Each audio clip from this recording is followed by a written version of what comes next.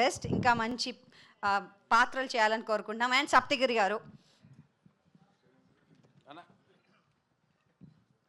అందరికీ నమస్కారం అండి. సతీ లీలావతి ఈరోజు ట్రైలర్ చూశారు. చాలా రిచ్గా ఉంది, గ్రాండ్ విజువల్స్ ఉన్నాయి. You are done great job sir. Really మీ వల్ల ఆ ట్రైలర్ని చాలా బాగా ఫోకస్గా చూడగలుగుతున్నాం.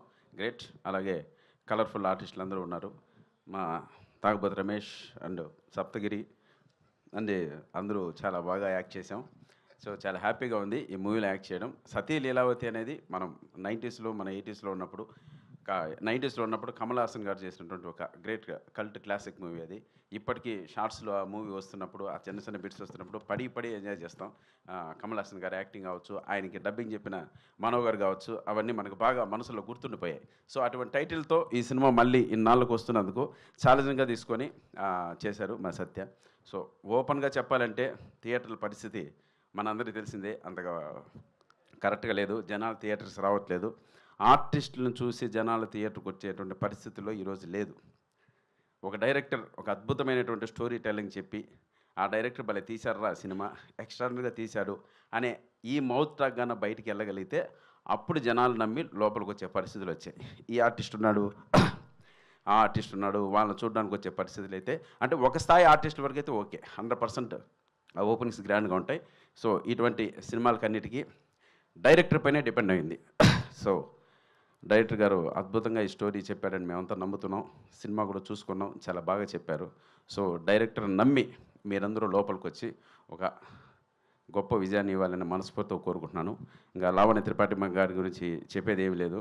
ఎటువంటి పరిస్థితుల్లో వచ్చి సినిమా చేశారో మనందరికీ తెలుసు. సో చాలా డేర్ స్టెప్ తీసుకొని ఈ సినిమా చేశారు madam. Hats off to you.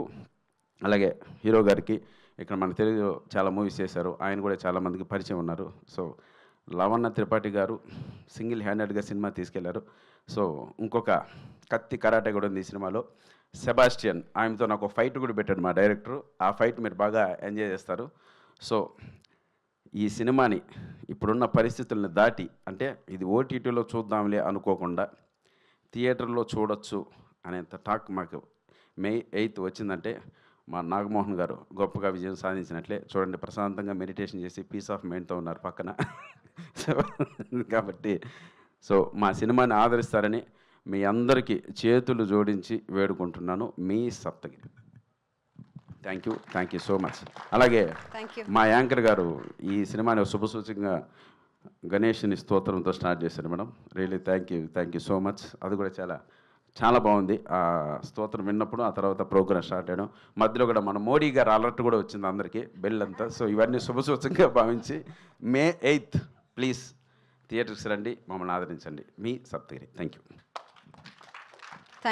You very much అండి. మరి అలాగే దుర్గాదేవి పిక్చర్స్ గురించి చెప్పాలి, ఎందుకంటే వీళ్ళు